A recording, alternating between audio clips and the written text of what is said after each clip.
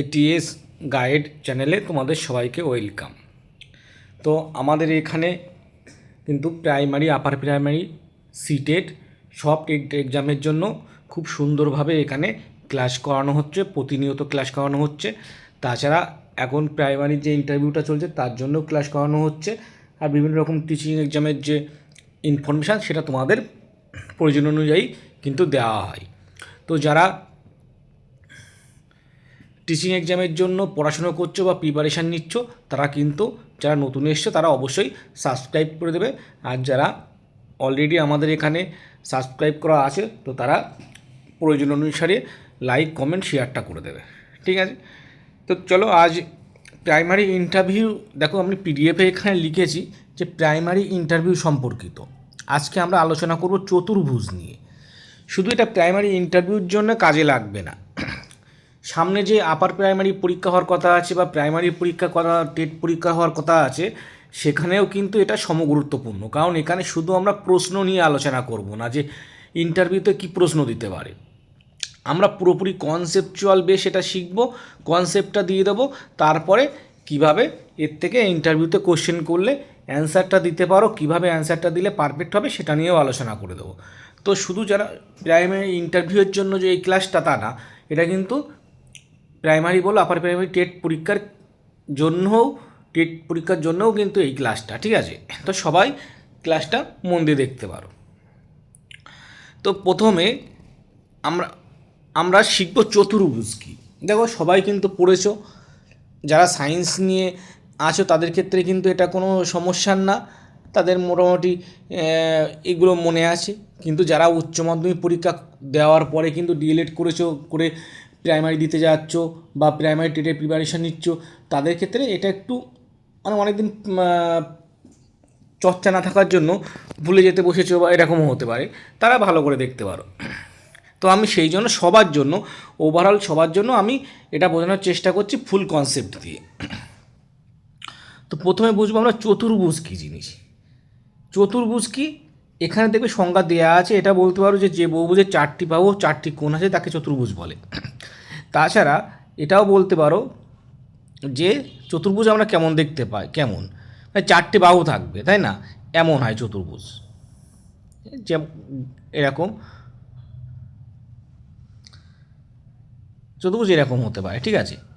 তো কি হবে, এটাকে কি সংজ্ঞা, ভালোভাবে অন্য কোনো সংজ্ঞাও আমরা দিতে পারি, যে চারটি বাহু দ্বারা সীমাবদ্ধ সমতলিক চিত্রকে চতুর্ভুজ বলা হয়। এটা বললেও কিন্তু চতুর্ভুজের সংজ্ঞাটা হবে, ঠিক আছে? তো যেটা লেখা আছে ওটাও বলতে পারো, বা আমি যেটা বললাম সেটাও বলতে পারো। এবার বলছে আয়তক্ষেত্র কাকে বলে। আয়তক্ষেত্র কাকে বলে, দেখো আয়তক্ষেত্র কিন্তু চতুর্ভুজের একটা ভাগ চলে আসলো। তাহলে প্রথমে আমরা একটু আয়তক্ষেত্রের ছবিটা আঁকি।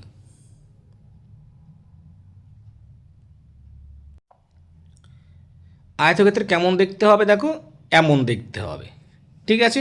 তো আয়তক্ষেত্রের সংজ্ঞা কি, এটাকে একটা আমরা নাম দিয়ে দিলাম এ বি সি ডি, ঠিক আছে? তাহলে আয়তক্ষেত্রের সংজ্ঞা বলতে গেলে আমরা বলবো যে চতুর্ভুজের বিপরীত বাহুগুলো সমান ও সমান্তরাল, মানে দেখো এখানে এডি আর বিসি বাহু সমান আবার সমান্তরাল, আবার দেখো এবি আর ডিসি এই দুটো বাহু সমান ও সমান্তরাল, ঠিক আছে? এটা যে চতুর্ভুজের বিপরীত বাহুগুলো সমান ও সমান্তরাল এবং প্রতিটি কোণ সমকোণ, তাকে আমরা আয়তক্ষেত্র বলবো, ঠিক আছে? দেখো এর প্রত্যেকটা কোণ কিন্তু 90 ডিগ্রি। তাহলে এই সংজ্ঞাটা, এর সংজ্ঞায় কী বলা যেতে পারে, যে চতুর্ভুজের বিপরীত বাহুগুলো সমান ও সমান্তরাল এবং প্রতিটি কোণ 90 ডিগ্রি, তাকে আমরা আয়তক্ষেত্র বলবো, ঠিক আছে?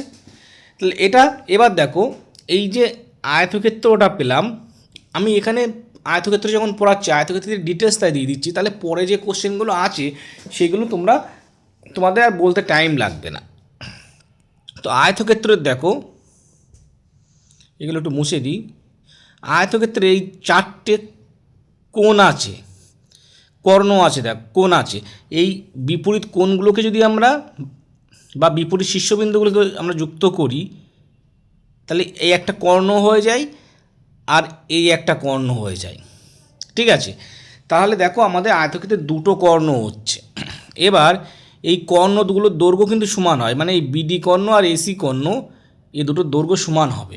আর কর্ণ দুটো এই যেখানে ছেদ করছে এরা এই ছেদবিন্দুতে পরস্পরকে সমদ্বিখণ্ডিত করবে, মানে সমান ভাগে ভাগ করে পরস্পরকে ছেদ করবে। তাহলে বোঝা গেল এখানে আয়তক্ষেত্রের কনসেপ্টটা কিন্তু পুরোপুরি তোমাদের ক্লিয়ার হলো। এবার দেখো পরে কী আছে, সামন্তরিক কাকে বলে। আমি আয়তক্ষেত্রের পাশে সামন্তরিকটা বোঝানোর চেষ্টা করছি। এটা তো চলে গেল তোমাদের আয়তক্ষেত্র, আমি এটা আ দিয়ে লিখে রাখছি, ঠিক আছে। এবার সামন্তরিকটা এখানে বোঝাবো, তাহলে তোমাদের কম্পেয়ার করতে সুবিধা হবে, কারণ আয়তক্ষেত্র আর সামন্তরিকের মধ্যে একটু মিল অমিল রয়েছে। তো সামন্তরিকটা আমি হাতে আঁকছি, এখানে দেখো সামন্তরিক কেমন দেখতে হয়, দেখবে এরকম দেখতে হবে। এটাকে আমি নাম দিয়ে দিই এ বি সি ডি, ঠিক আছে। এবার আয়তক্ষেত্র দেখো, এর আয়তক্ষেত্র আর সামন্তরিকের সংজ্ঞাটা আমি আগে বলে নিই।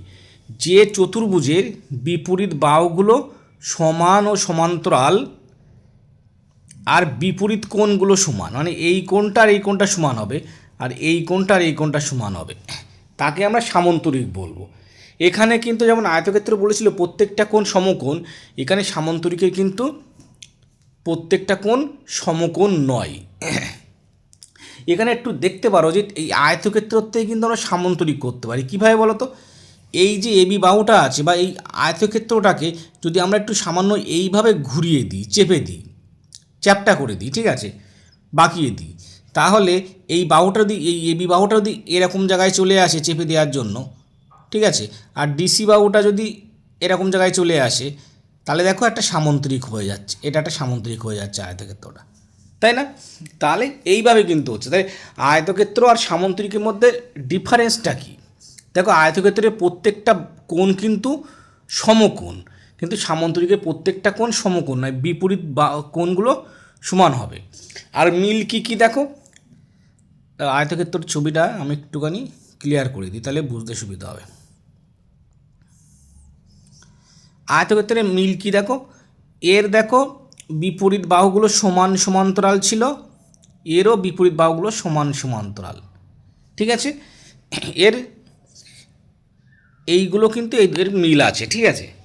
আর কোণের ক্ষেত্রে মিল নেই, কারণ এর আয়তক্ষেত্রে প্রত্যেকটা কোণ 90 ডিগ্রি হবে, এর বিপরীত কোণগুলো সমান হবে। এবার কর্ণের মধ্যে কি মিল আছে দেখি।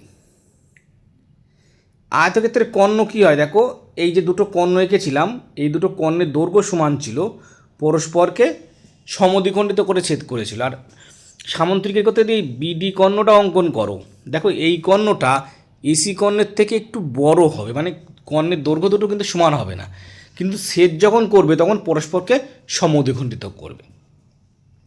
তাহলে এখান থেকে আয়তক্ষেত্র আর সামন্তরিকের ব্যাপারটা বোঝা গেল।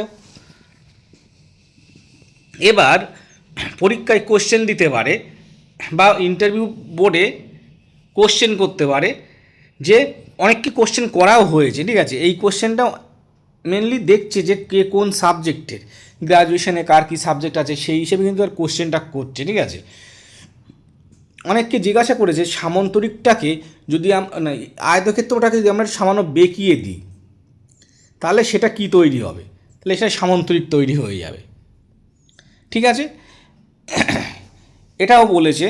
আবার পরীক্ষায় এরকম কোশ্চেনও করেছে যে আয়তক্ষেত্রটাকে যদি আমরা 3Dতে নিয়ে চলে যাই, 3D মানে কি 3 ডাইমেনশনে নিয়ে চলে যাই, তাহলে আয়তক্ষেত্রটা দেখতে কেমন হবে, তাহলে সেটা কেমন হবে দেখো, 3Dতে যদি নিয়ে যাই এরকম দেখতে হয়ে যাবে না।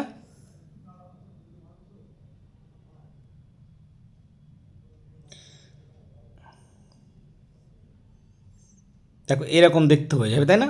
সেটা কেমন, একটা জুতোর বাক্সের মতো, যেটাকে আমরা বলি কিন্তু আয়তঘন। এরকম কোশ্চেনও কিন্তু করেছে। তাহলে এটাও বলতে পারে আয়তক্ষেত্র যদি আমরা 3Dতে নিয়ে যাই তাহলে সেটা কীরকম দেখতে হয়ে যাবে, তাহলে সেটা কিন্তু হয়ে যাবে আয়তঘন। এটা একটা আয়তঘন, ঠিক আছে, আয়তঘন।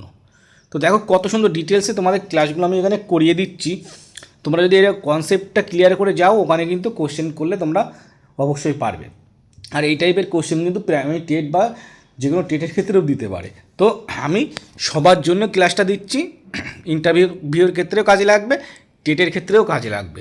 তো মনোযোগ দিয়ে ক্লাসটা দেখো, দেখবে এই যে চতুর্ভুজ সংক্রান্ত যে সমস্যা বা কারো যদি সমস্যা থেকে থাকে, এতদিন কনসেপ্ট ক্লিয়ার না থেকে থাকে, তাহলে এই ভিডিওটা যদি তোমরা মনোযোগ দিয়ে দেখো, এখান থেকে আর কোনো সমস্যাই থাকবে না। ঠিক আছে, তাহলে আমাদের সামন্তরিক আর আয়তক্ষেত্রের ব্যাপারটা মিটে গেল। এরপরে কি আছে দেখা যাক। এরপরে আছে বর্গক্ষেত্র। সামন্তরিক শিখে গেছি আমরা, বর্গক্ষেত্রে চলে আসি। বর্গক্ষেত্র কী জিনিস? বর্গক্ষেত্রের ছবিটা আগে আমাকে আঁকতে হবে, তাহলে বুঝতে পারবে। নতুন পেজ নিয়ে নিই একটা, বর্গক্ষেত্রের ছবিটা আঁকি। দেখো এই যে আমরা কি বলবো, বর্গক্ষেত্রের সংজ্ঞাতে যে চতুর্ভুজের, আমরা এটাকে নাম দিয়ে দিই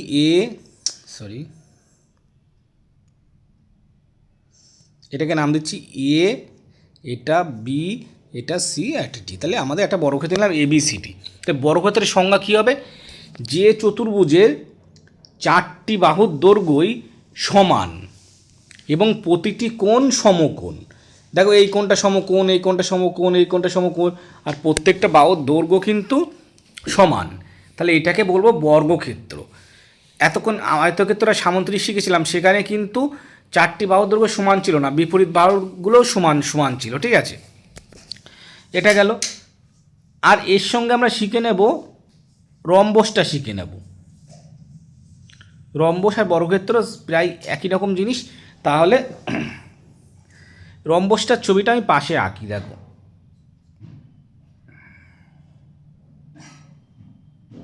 এই রম্বস একটু ট্যাবাকা হয়ে গেছে, তাহলে তোমাদের বুঝিয়ে দেবো, বুঝতে পারবে, যেহেতু হাতে আঁকা। রম্বস কি? যে চতুর্ভুজের 4টি বাহুর দৈর্ঘ্যই সমান, এখানে 4টি বাহুর দৈর্ঘ্য সমান হবে আর বিপরীত কোণগুলো সমান হবে, তাকে বলা হবে রম্বস। দেখো বর্গক্ষেত্রে কী বলা ছিল? 4টি বাহুর দৈর্ঘ্য সমান কিন্তু কোণগুলো সমকোণ, প্রত্যেকটা কোণ। আর এর ক্ষেত্রে কী বলা আছে? 4টে বাহুর দৈর্ঘ্য সমান হবে কিন্তু কোণ, বিপরীত কোণগুলো সমান হবে। তাহলে বর্গক্ষেত্রের ক্ষেত্রেই কিন্তু আমরা রম্বস পেয়ে যাচ্ছি। কীভাবে? এই এডি বাহুটাকে যদি আমরা একটুখানি সামান্য এইভাবে কোণাকুণি করে চেপে দিই, তাহলে এটাও খানিকটা চেপে যাবে এইভাবে।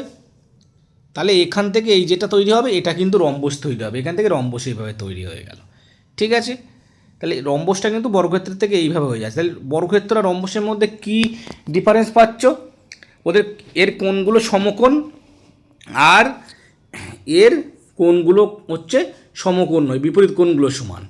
এবার বর্গক্ষেত্রের যদি আমরা কর্ণটা নিই, তাহলে কী হবে? দেখো এই যে AC কর্ণ আর BD কর্ণ, এখানে এই দুটো কর্ণ পেলাম। এই কর্ণ দুটো দৈর্ঘ্য দেখো সমান হয়, আর এরা সমদ্বিখণ্ডিত করে পরস্পরকে। কীভাবে? সমকোণে সমদ্বিখণ্ডিত করে, মানে প্রত্যেকটা কর্ণের মধ্যে ছেদের যে অ্যাঙ্গেলটা সেটা 90 ডিগ্রি হবে, মানে সমকোণে সমদ্বিখণ্ডিত করবে। কিন্তু রম্বসের ক্ষেত্রেও দেখবে সমকোণে সমদ্বিখণ্ডিত করবে, কিন্তু কর্ণ দুটো সমান হবে না। AC কর্ণটা BD কর্ণের থেকে একটু বড় হবে আর সমকোণেই সমদ্বিখণ্ডিত করবে। তাহলে এটা গেল ডিফারেন্স। এবার পরীক্ষায় ইন্টারভিউতে কোশ্চেন করেছিল এমন যে বর্গক্ষেত্র থেকে কিভাবে আমরা রম্বস পেতে পারি। তাহলে সেটা বলতে হবে যে বর্গক্ষেত্রকে যদি আমরা একটু সামান্য কাত করে হেলে দিই বা চেপে দিই, তাহলে সেটা কিন্তু যদি কোণগুলো 90 ডিগ্রি থেকে কম বা বেশি হয়ে যায়, কম হয়ে যায়, তখন এটাকে কি বলবো আমরা? রম্বস বলে দেবো। এবার আরও কোশ্চেন করা হচ্ছে যে বর্গক্ষেত্রটাকে কি আমরা রম্বস বলতে পারি?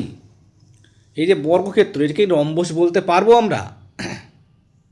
দেখো রম্বসে কোথাও বলা নেই যে 90 ডিগ্রি হতে পারবে না। রম্বসে সবসময় বলা আছে বিপরীত কোণগুলো সমান হবে। তো বর্গক্ষেত্রের তো অবশ্যই বিপরীত কোণগুলো সমান আছে, তাহলে বর্গক্ষেত্রকে কিন্তু রম্বস বলতে পারবো। কিন্তু রম্বসকে কি আমরা বর্গক্ষেত্র বলতে পারবো? দেখো বর্গক্ষেত্রের সংজ্ঞায় কিন্তু কন্ডিশনে বলেই দিয়েছিল প্রত্যেকটা কোণ 90 ডিগ্রি হতে হবে, কিন্তু রম্বসের প্রত্যেকটা কোণ 90 ডিগ্রি হতেও পারে, না হতেও পারে। ঠিক আছে, তাহলে আমরা সবসময় রম্বস যে বর্গক্ষেত্র হবে সেটা বলতে পারবো না।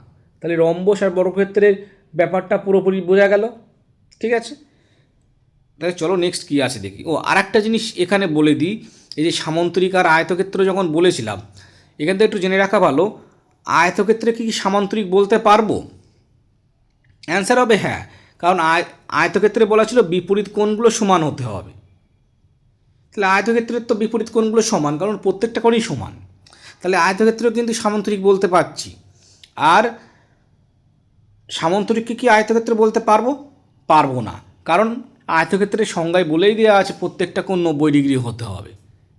কিন্তু সামান্তরিকের তো প্রত্যেকটা কোণ 90 ডিগ্রি হতেও পারে, না হতে পারে। তাই সামান্তরিকটাকে আমরা সবসময় আয়তক্ষেত্র বলতে পারবো না। তাহলে দেখেছো কত সুন্দর ক্লিয়ারভাবে প্রত্যেকটা বিষয় কিন্তু এখানে ডিসকাস করে দিচ্ছি। একটু মনোযোগ সহকারে দেখলে কারোর কিন্তু ভিউতে গিয়েও কোনো সমস্যা হবে না। আবার টেট পরীক্ষায় এখান থেকে যেমন ধরনের কোশ্চেন দিক না কেন তোমরা সব অ্যান্সার করতে পারবে। ঠিক আছে, নেক্সট চলো দেখা যাক এরপরে কী আছে। বর্গক্ষেত্র হয়ে গেল, রম্বসটাও বলে দিয়েছি। দেখো এখানে সংজ্ঞা তো বলাই আছে, আর সংজ্ঞাটা আমি নিজে বলেও দিয়েছি। তারপরে আসছে ট্র্যাপিজিয়াম। ট্র্যাপিজিয়ামের সংজ্ঞাটা একটু এখানে লেখা আছে, দেখে নিও। আর দেখো কি বলেছে, যে চতুর্ভুজের অন্তত এক জোড়া বিপরীত বাহু সমান্তরাল তাকে ট্র্যাপিজিয়াম বলে। তাহলে ট্র্যাপিজিয়ামের ছবিটা কেমন হবে দেখো, এমন হবে।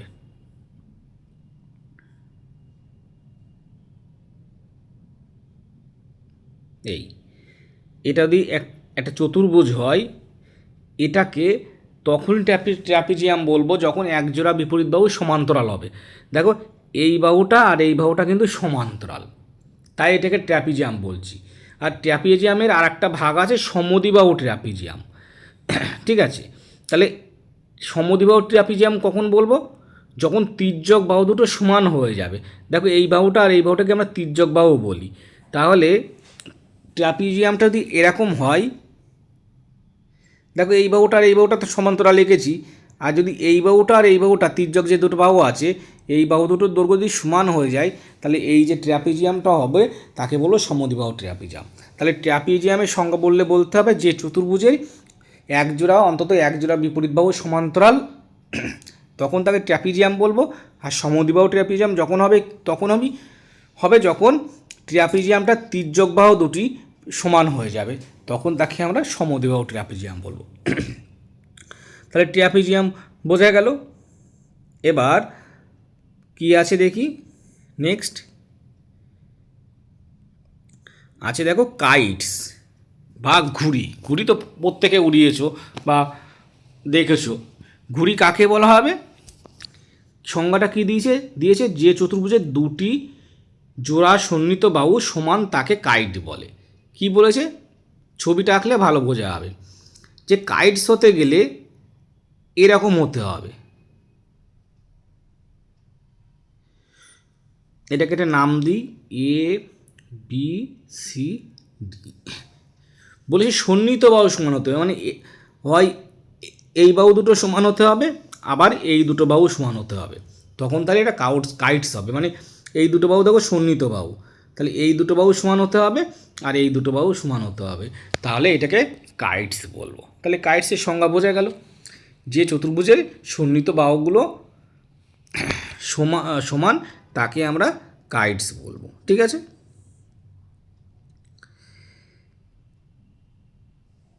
এবার দেখো এবার আমরা মোটামুটি যা পড়েছি তার মধ্যে থেকে কিন্তু মোটামুটি এখান থেকে যা কোশ্চেন আছে আমরা অ্যান্সার করে ফেলতে পারবো। তার আগে আরও একটা জিনিস আমি বলে দিই, পরীক্ষায় কিছু কোশ্চেন এই টাইপে করতে পারে যে আয়তক্ষেত্র কখন বর্গক্ষেত্র হবে। তাহলে আমি একটা আয়তক্ষেত্র একটা বর্গক্ষেত্র আঁকি। দেখো আমি একটা আয়তক্ষেত্র আঁকলাম আর একটা বর্গক্ষেত্র আঁকি। তাহলে আয়তক্ষেত্র কখন বর্গক্ষেত্র হয়ে যাবে? যদি আয়তক্ষেত্রের প্রত্যেকটা বাহু সমান হয়ে যায়। ও এটাও পরীক্ষায় দিতে পারে যে আয়তক্ষেত্রকে কি আমরা এক মিনিট, একটা আয়তক্ষেত্র এঁকে নিলাম আর একটা বর্গক্ষেত্র।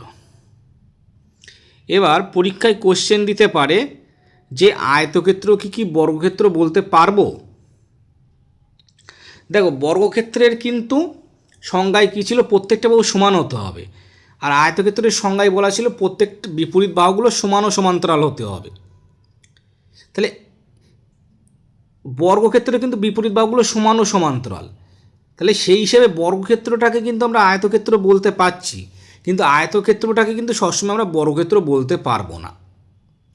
এবার আয়তক্ষেত্রটা কখন বর্গক্ষেত্র হবে, সবসময় কিন্তু হতেও পারে না হতেও পারে। যদি আয়তক্ষেত্রের প্রত্যেকটা বাহু সমান হয়ে যায় তখন সে বর্গক্ষেত্র হবে। কোশ্চেন করে দিতে পারে যে আয়তক্ষেত্র কি কখনো বর্গক্ষেত্র হতে পারে। হ্যাঁ স্যার হতে পারে, যদি আয়তক্ষেত্রের প্রত্যেকটা বাহু সমান হয়ে যায় তখন আমরা ওকে বর্গক্ষেত্র বলবো। আর বর্গক্ষেত্রকে কি আমরা আয়তক্ষেত্র বলতে পারি? হ্যাঁ স্যার বর্গক্ষেত্রকে আয়তক্ষেত্র বলতে পারি। কেন পারি? কারণ আয়তক্ষেত্রের সংজ্ঞায় বলা আছে বিপরীত বাহুগুলো সমান ও সমান্তরাল হবে আর প্রত্যেকটা কোণ 90 ডিগ্রি হবে। বর্গক্ষেত্রের তো বিপরীত বাহুগুলো সমান ও সমান্তরাল আর প্রত্যেকটা কোণ 90 ডিগ্রি, তো সেই সংজ্ঞা অনুযায়ী আমরা বলতে পারি যে কি বর্গক্ষেত্রটা আয়তক্ষেত্র হবে। ক্লিয়ার? এবার আরও সামান্তরিক আর রম্বসের মধ্যে একটু কম্পারিজনটা করে নেওয়া যাক। দেখো একটা সামান্তরিক আঁকি আমি, এটা গেল সামান্তরিক আর এটা গেল রম্বস। তাহলে ছবিটা একটু অন্যরকম হয়ে গেছে, তো তোমরা বোঝার চেষ্টা করো সামান্তরিক আর রম্বসের মধ্যে মিলটা কোথায়। দেখো সামান্তরিকের দেখো দুটো কর্ণের দৈর্ঘ্য কখনো সমান হয় না, রম্বসেরও দুটো কর্ণের দৈর্ঘ্য কখনো সমান হয় না। সামান্তরিকের কর্ণ দুটো পরস্পরকে কি করে, সমদ্বিখণ্ডিত করে, কিন্তু রম্বসের কর্ণগুলো পরস্পরকে লম্বভাবে সমদ্বিখণ্ডিত করে। মানে এর প্রত্যেকটা কোণ 90 ডিগ্রি হবে, কিন্তু এর প্রত্যেকটা কোণ কিন্তু 90 ডিগ্রি হবে না। তাহলে সামান্তরিককে কি আমরা রম্বস বলতে পারবো? না, পারবো না, কারণ রম্বসের প্রত্যেকটা বাহু দৈর্ঘ্য সমান হতে হয়, কিন্তু সামান্তরিকের কি শুধু বিপরীত বাহুগুলো সমান। তাহলে রম্বসকে সামান্তরিক বলতে পারবো? হ্যাঁ পারবো, কারণ কি রম্বসেরও বিপরীত বাহুগুলো সমান ও সমান্তরাল আর সামান্তরিকেরও বিপরীত বাহুগুলো সমান ও সমান্তরাল। কিন্তু সামান্তরিক রম্বস হচ্ছে না, কারণ কি রম্বস হতে গেলে দুটো সবকটা বাহু সমান হতে হবে। সামান্তরিকে কিন্তু কোথাও বাধ্যবাধকতা নেই তেমন যে প্রত্যেকটা বাহু সমান হতে হবে। বোঝা গেল? তাহলে সামান্তরিক আর রম্বসের মধ্যে কম্পারিজনটা বোঝা গেল। এখান থেকে কোশ্চেন দিলে তোমরা পেরে যাবে। তাহলে খুব ডিটেলসে কিন্তু আমি চতুর্ভুজের ধারণাটা দিয়ে দিচ্ছি। এখান থেকে তোমরা যদি মনোযোগ দিয়ে ক্লাসটা করো তা তোমাদের কোনো পরীক্ষায় গিয়ে বা কোনো ইন্টারভিউতে গিয়ে কিন্তু এখান থেকে কোশ্চেন বাঁধবে না। ঠিক আছে, চলো নেক্সট কী আসে, এবার কোশ্চেনগুলো অ্যান্সার করি। আমরা তো শিখে গেছি সব, এবার কোশ্চেনগুলো অ্যান্সার করা যাক।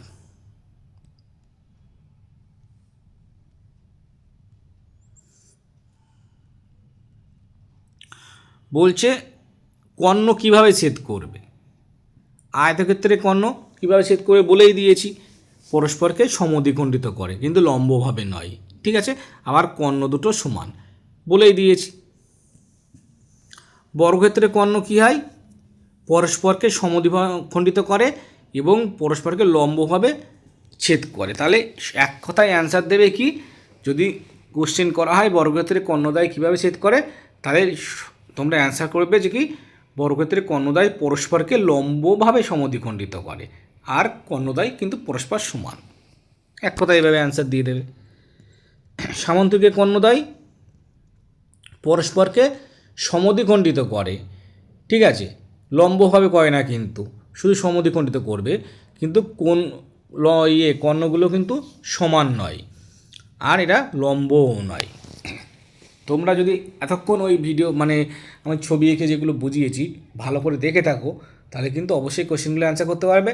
তাও যদি তোমাদের বুঝতে অসুবিধা থাকে আরও একবার রিপিট করে দেখে নাও, কারণ এখন তোমাদের খুব সুবিধা।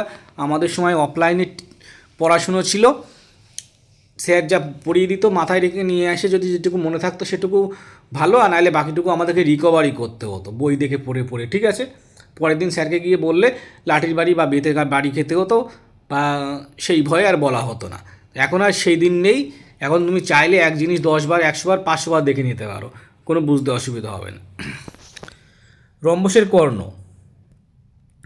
বলেই দিয়েছি, পরস্পরকে সমদ্বিখণ্ডিত করে এবং লম্বভাবে ছেদ করে। তো এক কথায় অ্যান্সার দিয়ে দেবে কীভাবে, যদি বলা হয় রম্বসের কর্ণ কীভাবে ছেদ করে, রম্বসের কর্ণ, তাহলে বলবে রম্বসের কর্ণদ্বয় পরস্পরকে লম্বভাবে সমদ্বিখণ্ডিত করবে, ঠিক আছে।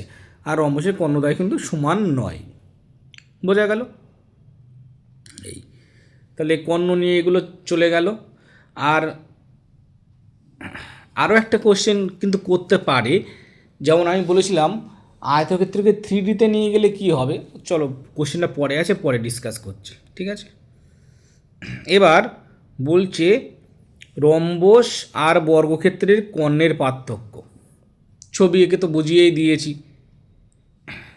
তবু আর একবার বলি, এখানে বুঝতে যদি অসুবিধা হয় তোমাদের। বর্গক্ষেত্র আঁকলাম আর রম্বস আঁকলাম, এটা রম্বস, এটা বর্গক্ষেত্রের কর্ণ, আর এগুলো রম্বসের কর্ণ। বর্গক্ষেত্রের কর্ণগুলো প্রত্যেকটা দৈর্ঘ্য সমান, পরস্পরকে ঠিক আছে লম্বভাবে ছেদ করে। আর রম্বসের কর্ণ কিন্তু দেখো সমান হবে না, এই কর্ণটা একটু বড় হবে আর এই কর্ণটা একটু ছোট হবে। তাহলে রম্বসের কর্ণ কিন্তু লম্বভাবে ছেদ করে, কিন্তু তারা সমান নয়, বোঝা গেল। একইভাবে সামান্তরিক ও আয়তক্ষেত্রের কর্ণ, আয়তক্ষেত্রের কর্ণদৈর্ঘ্য সমান হবে, সামান্তরিকের কর্ণদৈর্ঘ্য কিন্তু সমান হবে না। কিন্তু সামান্তরিক আর আয়তক্ষেত্রের কর্ণ দুটোরই কর্ণ কিন্তু পরস্পরকে সমদ্বিখণ্ডিত করবে, ঠিক আছে, সেটা এখানে লিখে দেওয়া আছে।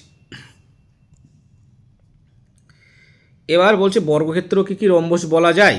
হ্যাঁ, কেন বলা যায় বলে দিয়েছি, দেখে নাও। যদি সেই সময় মনোযোগ না দিয়ে দেখো, ব্যাক করে দেখে নাও। আমি যদি আবার একই জিনিস রিপিট করতে চাই, ভিডিওটা ফালতু লেন্দি হবে, তোমরাই বিরক্ত হবে। রম্বসকে কি বর্গক্ষেত্র বলা যায়? না, বলা যাবে না, কারণ কি সব রম্বসের কোণ, মানে রম্বসের কোণ কিন্তু 90 ডিগ্রি নয়, সেই জন্য। আয়তক্ষেত্রকে কি সামান্তরিক বলা যায়? হ্যাঁ, বলা যাবে।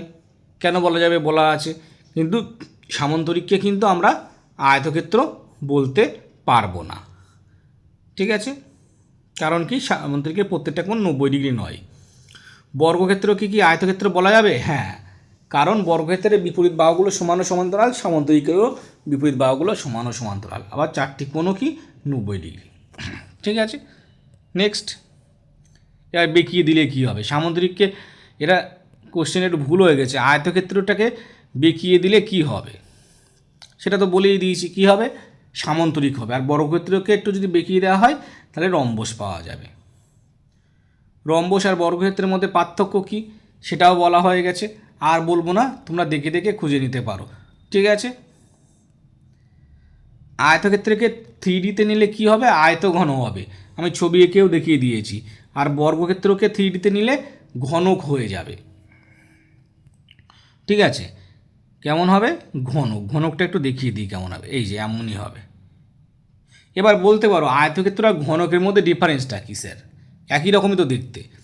ঘনকের কী হবে? প্রত্যেকটা বাহু দৈর্ঘ্য সমান হবে, কিন্তু আয়তঘনের প্রত্যেকটা দৈর্ঘ্য কিন্তু সমান হবে, প্রত্যেকটা বাহু দৈর্ঘ্য কিন্তু সমান হবে না, ঠিক আছে। আয়তঘনটা এরকম হবে।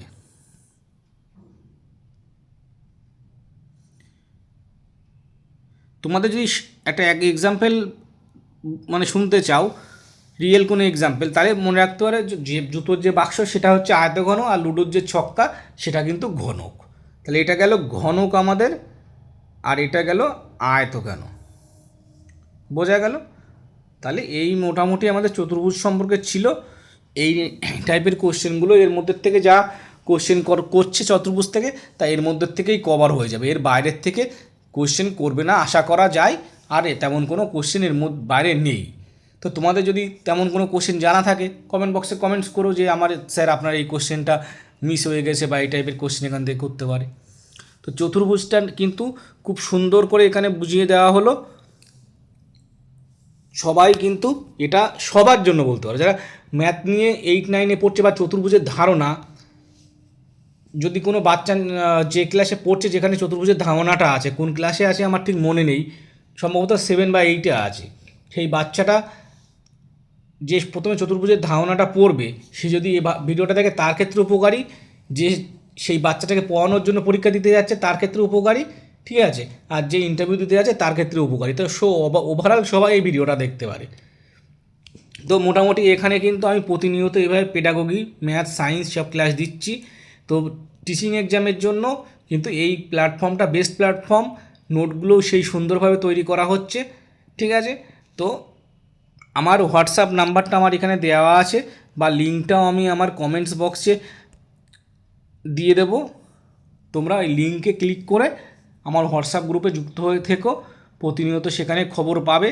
মোটামুটি কিছু নোট, ইন্টারভিউ নোট সবগুলো আমি দিয়ে দিচ্ছি, টুকটাক পেডাগোগি নোটগুলো আমি দিয়ে দিই, সব দিতে পারবো না, কারণ এখানে আমি কোনো ব্যাচ এখনও পর্যন্ত আমি নিয়ে আসিনি। আর এই নোটগুলো করতে বা পড়ানো করতে প্রচুর টাইম বা পরিশ্রমও দরকার হয়।